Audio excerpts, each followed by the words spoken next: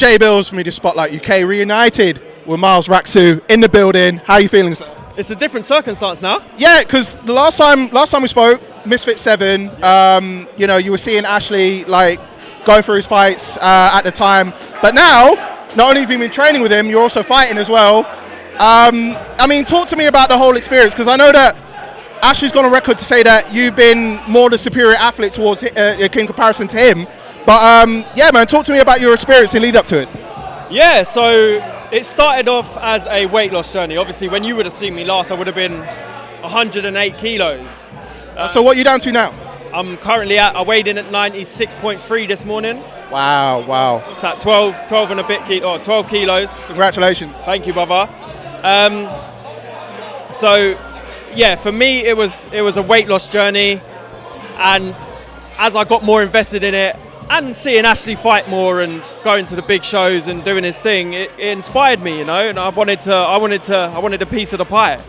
And yeah, I love performing, and I just fell in love with boxing in general. I really fell in love with it, man. It's I'm not allowed to play football no more, so having that sport in me, like one form of sport to play, really kind of brought back my competitive. Was it kind of like I feel like a replacement in a way, because obviously football was kind of your first choice. Now boxing, you get a chance to like showcase, you know, sports-wise what you can do. Is that kind of like the replacement to football now that you got something to work with? Yeah, definitely. You know, it definitely fills that lost hole. You know, and I would probably go as far as saying that I actually prefer boxing. I should have took it up years and years ago. You know. I love the feeling of getting in the ring. I love the feeling of sparring. I love the feeling of that solo competitiveness inside the ring. But then when you're outside of the ring, there's that camaraderie between both parties. And then you've got a team behind you as well. You know, it's a beautiful thing. Yeah, so for me, I just love it. I love performing, man. I really do. So, I mean, obviously we'll talk about like your fight with DDG. You wasted no time in like, you know, getting the diss track out. Yeah. You wasted no time in like, you know, getting the promo out, especially like with the birthday card theme that you were going with. Like, what inspired all that? Like the birthday card, that kind of tickled me a bit. So for me, I was just like, I'm very random and spontaneous. Like my day-to-day life is just in uproar. It's in anarchy all the time. So if something runs through my head, I'm like, I have to get this done. I have to do it, and I don't care who it offends. Obviously, I don't go well overboard with it, but I'll just like, let me take the piss a bit here and like have fun with it. And then the diss track, I was like, I'm a musician. I have to do a diss track. Deji's a musician.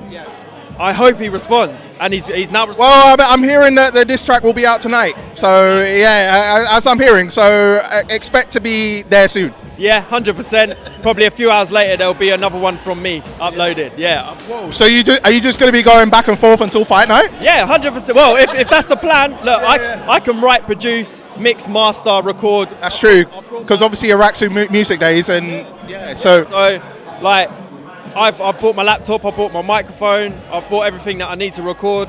I bought everything, man. So yeah, once I've heard his one, I'm straight back onto the keyboard and straight back to recording. Well, I'm looking forward to hearing all of this is going back and forth, because all entertainment anyway. So I know there's no bad blood between you, but you got to spice up a bit, though. Right? Yeah, 100%. Look, listen, I've got a lot of love and respect for Deji. I really do, genuinely.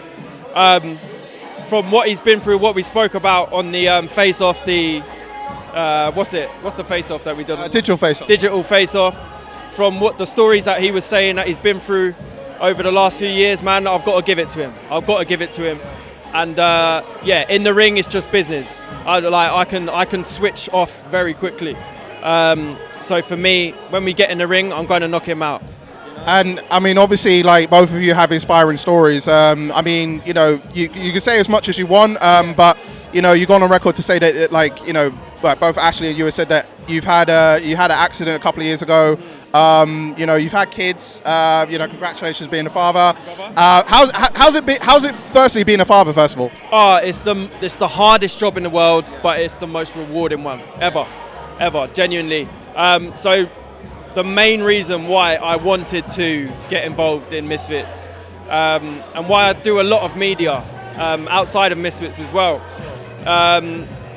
is spread awareness about cerebral palsy. So my son Yes, I remember. has cerebral palsy. So I wanted to spread awareness, and my main focus for since he's been young has been spreading awareness and learning myself and educating myself about cerebral palsy, so I can be the best version of me to him, you know. And this is why I wanted to do Misfits, and very thankful for the opportunity, because I had a topic to speak on and I had a platform to speak on it about, and it got picked up by Channel 4 News, it got picked up by Daily Mail, The Sun, The Star, since I think 2 weeks ago. So, you know, I'm in a very fortunate position, and I just have to use it to the best of my ability to speak about topics like that, you know. So I guess it's like a continuing like trend in terms of what you want to push forward for future fights for you in terms of raising that awareness, right? 100%, because when I did the initial post, there was so much that I didn't know about cerebral palsy and hemiplegia. There was so much I didn't know, and I had to educate myself on kind of day by day, because my son's obviously going through it. So for me, I spoke up about it, and I'm going to continue to do that regardless of win, lose or draw, yeah? Like, I'm going to speak up about it, and I'm going to raise awareness, because I think that's my main objective here. You know, that's my main purpose on earth, is to look after my son, look out for him, and make sure that he's protected. And the rest of my family, my daughter, my missus, my dog. But my son, he's going to have some trials and tribulations throughout his life, and I have to make sure that I am up to scratch and doing the best I can for him. Well, I mean, you're definitely inspiring that, and I got to commend you for, you know, it must be a lot that's on your shoulders, but the fact that you're, you know, getting into the ring and, you know, you're pushing what you want to push out for that, it's only going to make things better for you, not only on a projecting level, but on a mental level, right? 100%, and it's a kind of, I came into boxing with no experience of combat sports whatsoever, you know.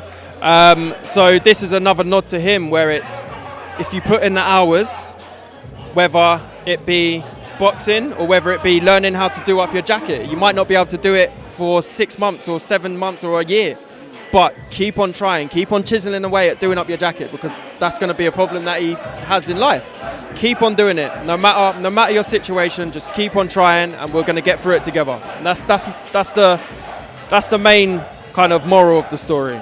Well, just a couple more things from me. Obviously, let's go back to a fight with DDG. Yep. Have you seen a lot of any like footage out there? Is there anything that you've been able to work with, or are you just going in and like, you know, like eyes deep, not knowing what's going on? No, I think he's had 2 fights, right? Yeah, Hallowham and SX. SX you couldn't take nothing from. SX just really wasn't ready to fight. Hallowham was a good scrap. It was a good scrap, but Hallowham is also 5'7" or whatever he is, you know, so you can't take too much from it. But what I will say is that he's going to have his hands up. He's going to throw big overhand rights, big overhand lefts. We've just got to make sure that we are ready for that, and that we don't let our guard down. And I think I'll be my biggest opponent in there if I become lazy, if I switch off, and if I don't show him the respect that he actually deserves, because he has been training hard, man. He has been training. You don't lose all that weight without training super hard. 100%. You know? So, yeah, I've got to show him his respect, but also I've got to let my hands go.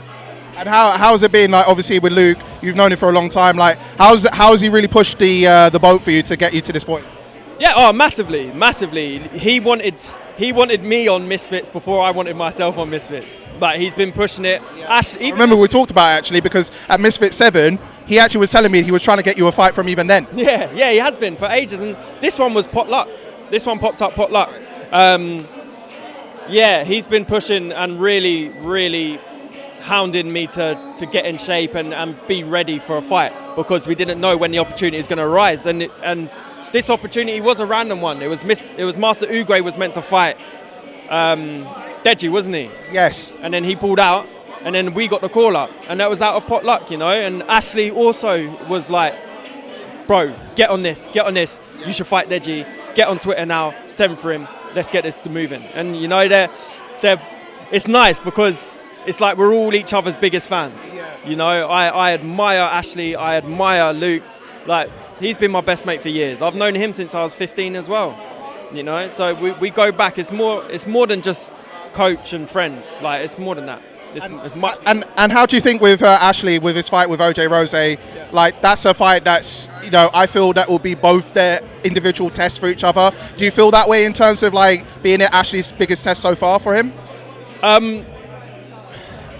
So I've been saying the whole time, I think this is going to be Ashley's easiest fight. Oh wow, okay. The reason being, not taking anything away from OJ, he is amazing. He is probably the best caliber of boxer he's actually going to fight. But I've seen the work rate that Ashley has put in. Obviously, I've been in camp with him. He's a whole different beast. He's a whole different beast, you know, and yeah, his work rate has been phenomenal. It's something that I haven't seen, and it's dragged more out of me. It's dragged more out of me for it. So, yeah, I think this is going to be, based off of Ashley's work rate during camp, his easiest performance, and it's taken nothing away from OJ. And finally, from me, in terms of like future-wise for you, because are you looking to stay within the heavyweight division? Yeah, I'm not fussed, to be honest. So I think you said like you can go down to cruiserweight if you wanted to. Yeah, I could. Yeah, I could probably go down to lower than cruiser if I needed to. Right. You know, we'll do whatever's best, whatever Luke feels comfortable with me at. Obviously, we're at the bridger weight at the moment, right? We're fighting at bridger, not heavy. But yeah, if I need to put back on a few more pounds, I can comfortably, or I can go down wherever the fights are at. I do want to fight Chase, and I do want to fight Minicon. I was going to ask you about that because obviously you must be paying attention to that quite heavy right at the moment. 100%. It's a great fight to bring on board as well, by the way. Yeah. I really like that fight. I think it's great for the card. Personally, I think it's amazing for the card. Yeah, I'm going to pay attention to that. I'll fight both of them. Whoever loses, whoever wins, I do not care. They can both have it on the same night if they wanted it. So, yeah, I'm really not fast. And then go for the belt, maybe. Who knows? I mean, heavyweight belt, Tempo Arts, you know what I mean, current champion. And then we go for the bridgerweight belt, and then we go for the cruiserweight belt. Doesn't matter, man. Listen, we'll do whatever. Whatever Luke thinks, and, yeah, whatever's best, we'll do it. Well, I wish you all the best for your fight. You know, debut, you're bringing in, you're putting in a lot of work. I can see behind the scenes, and knowing what Luke is doing, like he's only pushing you to be your best. And one final thing from me is you and Ashley have the most unique form of training when it comes to orange juice. Like using orange juice, like throwing orange juice to avoid. You don't do that. No? You don't do that training. No? The orange juice training, bro. No, I've never heard of it. Yeah, nah, it's easy. It's the easiest. Like the Carters and the oranges? Yeah, it's easy, bro. It's easy. We're not phased by the that's light work, bro. That's light work. The OJ. I've never heard of it. No, it's, bro, do you know what it is? So when you're preparing for a fight, if you throw oranges, you dodge them quicker, you can move. If you do the press-ups, they're so hard, but they do nothing to you no more.